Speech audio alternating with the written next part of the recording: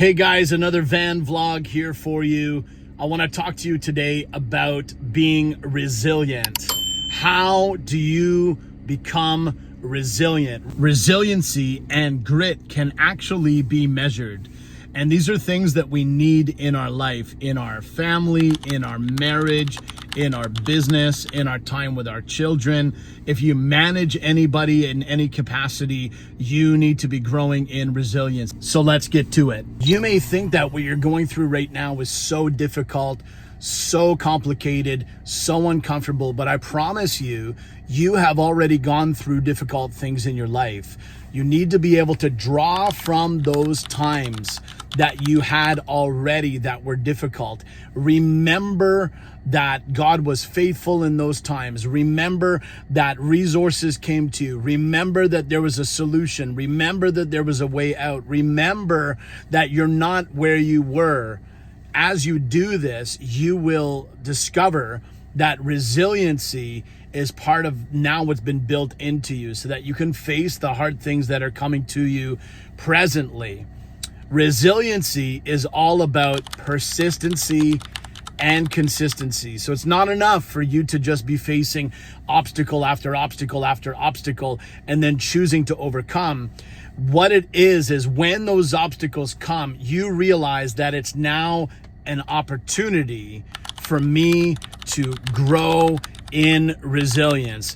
That opposition is there as an opportunity for you to grow. That's why we do resistance training. Resistance training, you're constantly straining your muscles and you're putting in the work and you're making that effort so that you can have a greater resiliency. But it's not just a one-off type thing. You need to be doing this thing on the regular in order for you to get the results that you want. I was just in a breakfast meeting with my dad, and we had this conversation about David and his life. And David, while he was out on the back fields, taking care of the sheep, and he faced the lion and he faced the bear. So when the time came where the giant was mocking his God, he said, "Is there no one that will stand up and fight him?"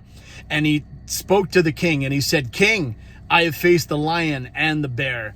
And the same result is going to come with this giant. So sometimes just in putting in the work, consistency and persistency, those things start to become a powerful force for you. Embrace the resistance, embrace the difficulty, embrace the uncomfortable time. Those things are training you so that you'll be ready to face the next thing in your life. Angela Duckworth, in her book called Grit, talks about grit being passion and perseverance over a very long period of time. Grit is that stamina.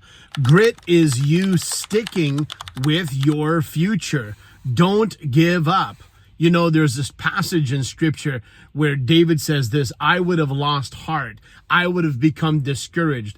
I would have absolutely given up if I would not have believed that I would see the glory of the Lord in the land of the living. We need to have that hope that what God has spoken shall come to pass, that those dreams that he's put in our heart, as long as we keep moving forward, that they shall come to pass. So the situations that you're facing right now, the problems that you're facing right now, they are there not to delay you, not to deny you, not to define you. They are there so that you can become resilient.